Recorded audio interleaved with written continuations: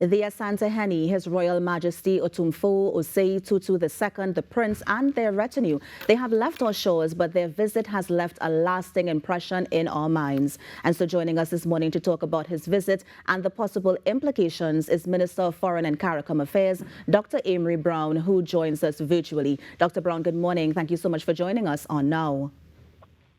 Hi, good morning, Kimberly, and good morning to your viewers and listeners. Of course, Dr. Brown, happy to have you here with us this morning. I know that you're not in studio and we were joking about it off air, but still a pleasure to have you just share, of course, your initial thoughts. And I think that's where we will start this morning. Just give us an overview on your initial thoughts in terms of, the Asantehene, the king being here from Ghana, of course, the prince, the retinue, everybody just being in our presence, not just on any random day, but also as we were celebrating our emancipation. Thank you very much. Well, Emancipation 2023 was very special because we had royalty with us, and this was His Majesty's first visit to Trinidad and Tobago. His Royal Majesty Otumfuo Osei Tutu II, the King of all Ashanti, was here. And this visit was very special to Trinidad and Tobago, the people of our country, and I dare say it was special to the King and his entourage as well.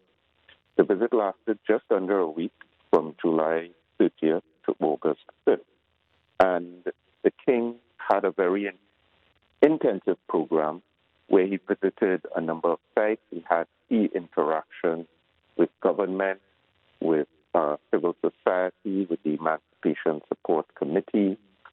He led and headlined the Emancipation procession on Emancipation Day, of course, and engaged in two addresses focusing on the public, one of which occurred at the Queen's Park Savannah on Emancipation Day, and the other occurred at the University of the West Indies in St. Augustine, where he gave a keynote address. And both of those addresses were very significant in their focus on the past, the present, and the future of African people, the African diaspora in the Western Hemisphere. But there were messages really for this entire generation and our next generation, focused on the legacy of slavery, the fact that the African history did not begin with slavery, and there's a rich and important legacy and tradition dating long before slavery ever was foisted upon us. Of course. And the relevance of this history to our current condition and to a future. So the King was very hopeful. He was very inspirational.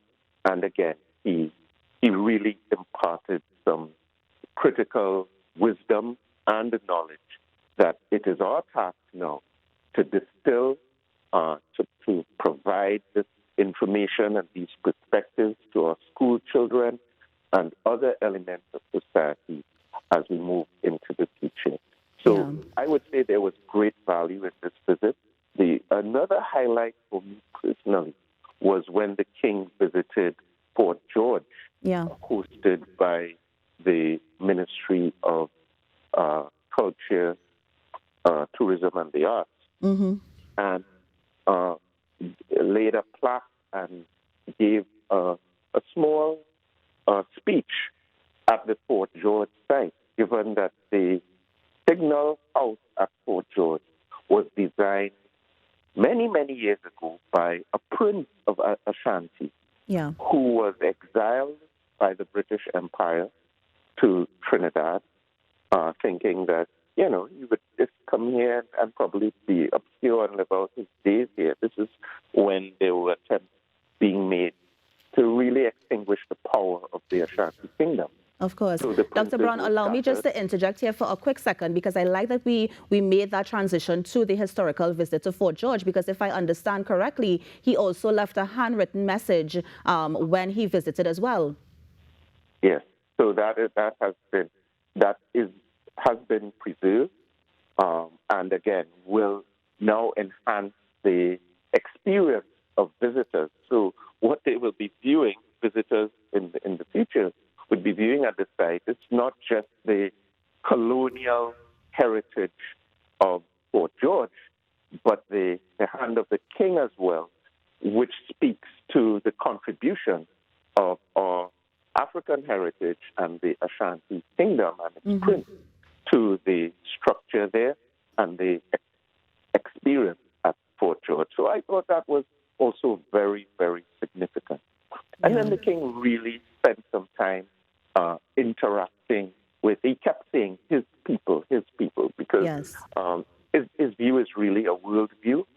And if you look at his movements over the years, he spent some time interacting with the African diaspora outside of Ghana as well. So, Dr. Brown, I also want to just go back a bit, because there were two very important speeches, and I think I was so privileged to actually be able to hear one of those very important speeches, and that was the one that he gave in the Savannah. And one of the things coming out of that was that he said the African spirit does not cower under adversity. The true African spirit is to stand up and yell, nil desperandum, hope I'm pronouncing that properly, do not despair. And I thought it was such a powerful message to give in the presence, as you mentioned, of the Ghanaian diaspora, of course, us being Trinbagonians on Emancipation Day. And I wanted to get your thoughts on that very powerful speech as well. Yeah, the speech was very emotional, and I agree, very powerful. The setting was important because speaking to a large gathering, a packed house at the Queen's Park Savannah, many of whom had just completed the Emancipation Day procession. So the weight of history was heavy on the assembly. And then the king gave an extensive address where, yes, he focused on the theme of resilience, reminding African persons, reminding members of his diaspora, his people, and really speaking to all young people that we have a legacy of resilience that should not just be for reflection, but that should strengthen us for the journey ahead as we continue the process of building and really rebuilding our traditions, rebuilding our lives, rebuilding our legacy. So that was a really, really important speech. And again, sadly, school is out at this time. There would be elements of society that would have not been focused on the address, and it really would be up to us, members of the media and others in key policy positions, to find ways to capture that address, elements of those messages to share with our young people and further inspire them. The king also addressed the issue of crime, if you listen very carefully. He spoke about propensity for violence, and he spoke about the role of nobility and the important traditions of respect for good order and the ability to really build a civilization that we can all be proud of. So, again, really important and relevant messages to the young people of Trinidad and Tobago. And of course, Dr. Brown, later on in his visit, he also toured the Point Lisa's campus at UTT. Any sort of notable things came out of that visit with him and his team? Yes, well, the king is the chancellor of a university in Ghana, and that's one of that connection between our respective educational institutions is one of maybe the aspects of or linkage with the African continent that we need to focus more on. And the king certainly is very interested in additional collaboration between Ghana and Trinidad and Tobago, between Kumasi and Trinidad and Tobago, and between Africa in general and Trinidad and Tobago in the area of education. So that visit, the visit to the University of the West Indies, the visit to the University of Trinidad and Tobago, really seeks to spark and ignite a stronger connection with respect to education right up to tertiary education. And you would recall that the king also toured some of our energy facilities at Point Lisa, again connected to our very important discussions and explorations of ways that we can further enhance and support the energy sector in Ghana and in the the areas under the king's control more specifically. Yeah. Let's bear in mind that the king of Ashanti is a very powerful figure in Ghana and in Africa, very influential. And he now has Trinidad and Tobago really at the top of his agenda. Trinidad and Tobago, this visit was very precious to him. He came with an enormous delegation, all of whom have experienced the warmth, the hospitality, and the beauty of our country, many of whom have already committed to returning at various points, including for Carnival. Right. And we're really looking forward now to a more seamless and fluid connection between our respective peoples. Yeah. Dr. Brown, I mean, whenever we have these visits or we have these sort of discussions, I always wonder what is the implication or how is that going to trickle down to the average citizen? And so following this very historical visit, I mean, what is the possible implications for us as citizens of TNT? And I say that because I know that on Emancipation Day, there was the conversation on reparations. And if it is we are going to get some sort of, some sort of reparation based on, the history of slavery and what our ancestors would have gone through. So is that conversation going to continue, or what else can we see as a benefit to us as Trinbagonians following the King's visit? Well, the issue of reparations is alive and well. It's still growing in strength. There's a Caribbean Reparations Committee, and Trinidad and Tobago has recently fortified its contribution to this regional effort on reparations with the reconstitution of a national reparations committee. The king is very strong on this issue, as is the prime minister who invited the king here to Trinidad and Tobago, Prime Minister Dr. the Honorable Keith Rowley. So this is not something you're going to hear less about. You will be hearing more and more about the issue of reparations.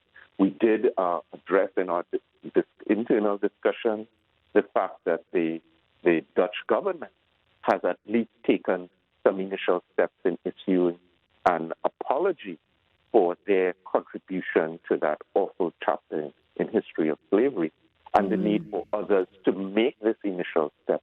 But it goes much further than that. And reparations really is not just about, somebody cutting a check to individuals. It's much deeper, much broader, and much more important than that. It speaks to the issue of social justice. It speaks to really humanity and those responsible coming into account, acknowledging their role, their responsibility, and their duty to set right that the unfortunate hand that was placed on African persons, indigenous persons, and many others who were really brutally affected by the hand of colonialism and the brutality of slavery. So it's a very, very important conversation. That conversation was strengthened by the visit of the king, and certainly many of our policymakers, myself included, would be further fortified to play a more prominent and significant role in this reparations conversation, which is very, very important for our people and for the people of the world. But Dr. Brown, I have two more questions quickly before we go. That first one of the two is, and so what are the implications? Because I know you can't go into details, but can you just share a brief overview in terms of what are some of the discussions that came out during the King's visit, and of course, the implications following his return?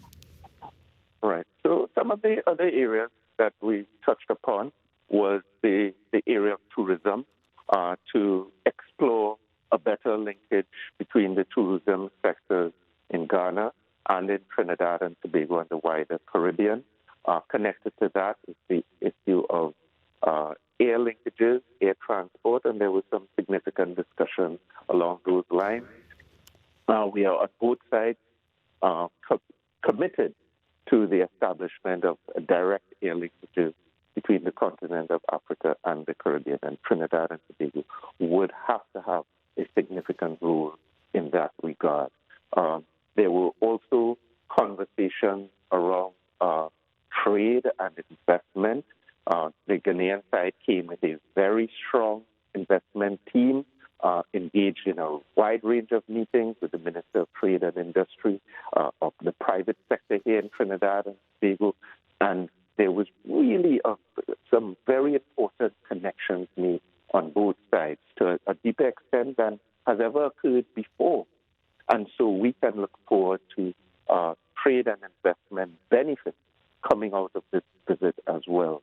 So that team, that entourage, was not just limited to the King's retinue, but also included from the Ghanaian side, the head of the investment team and several prominent members of the business community, Republic Bank Ghana, and others. So again, across a number of sectors, some very important discussions have occurred, key connections have been made, and it's really up to us now, those who remain, to follow up, to do the heavy groundwork, to establish some productive areas of advancement so that our people can reap the reward of the effort made by the King of all Ashanti to visit the shores of Trinidad and Tobago. And Dr. Brown, final question for me. I mean, no visit would be complete without a bit of fun. And I know that we actually took him down to the Panyard. And given the fact that, of course, we are celebrating World Steel Pan Day tomorrow, a very, very important day, how significant was it to bring the King and his retinue to the Panyard? Well, that was an innovation of the Prime Minister, who, as you know, is a very big proponent of our national instrument. The King happily accepted the invitation to bring his entire team to the beautiful Desperados Panyard. Spent an entire evening, was well entertained by Despers, and there were some really emotional moments there when they played I Miss the Rain down in Africa. You know, you could just feel the pulse, as well as a number of traditional Trinidad and Ghanaian melodies for the King and the Prince and the entire entourage. So again, the pan is now growing prominent in Africa and in Ghana, and next year will be the King's Jubilee, his 25th year on the golden stool, which is their version of the symbol of a throne. And the King has already said Trinidad and Tobago will be very prominent in those 2024 celebrations, and the steel pan will be an important part of that. That's delightful to our ears and hopeful to the important connection between our respective people.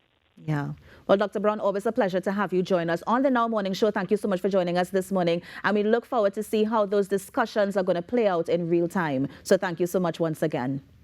Thank you for doing your part, and happy World Steel Pan Day in advance. And to you as well. I hope you make your way down to the celebrations tomorrow. I will be there. Have a good one. Okay, dear. Bye. And that, of course, was the Minister of Foreign and CARICOM Affairs, Dr. Amory Brown, just giving an update on the visit from the Asantehene, His Royal Majesty Otumfuo Osei Tutu II, the Prince and the retinue, and, of course, the implications from their journey. You're on the Now Morning Show. We're going to take a break. I'll be right back. Stay with us.